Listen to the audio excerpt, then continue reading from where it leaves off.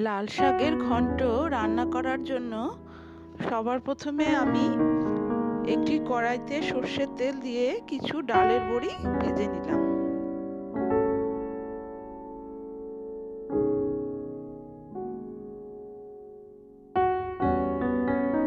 বড়িগুলো ভালোভাবে ভাজা হয়ে গেলে সেই তেলেই আমি কালো জিরে, রসুন কুচি ও কাঁচা লঙ্কা ফোড়ন দিয়ে দিলাম।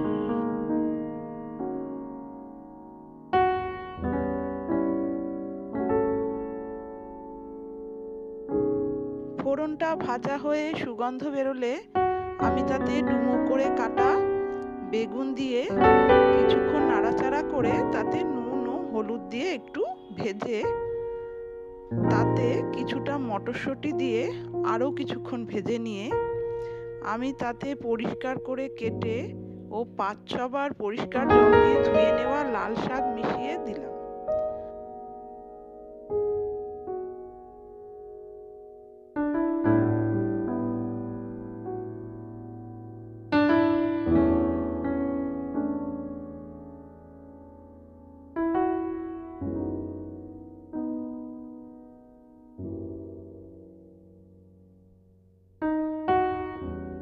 তারপর নুন মিশিয়ে একটু ঢাকা দিয়ে দিলাম।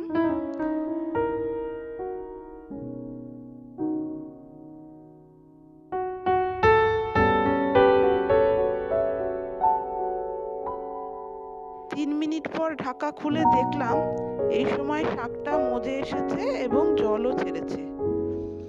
এই সময় ডালের ভাজা বড়িগুলো ভেঙে ভেঙে মিশিয়ে কিছুক্ষণের জন্য আবার নাড়াচাড়া করে ঢাকা দিয়ে দিলাম, যাতে বড়ি ও শাকটা আরও কিছুটা নরম হয়ে যায়।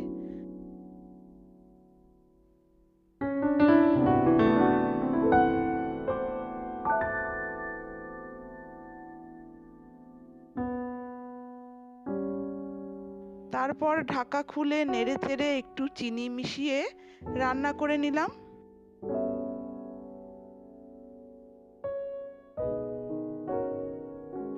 রান্নাতে জলটা যখন প্রায় শুকিয়ে আসবে তখন একটু নাড়াচাড়া করে নিলেই তৈরি হয়ে যাবে হেলদি ও টেস্টি লাল শাকের ঘন্ট। গরম ভাতের সঙ্গে পরিবেশন করুন লাল শাকের সুস্বাদু এই রেসিপি।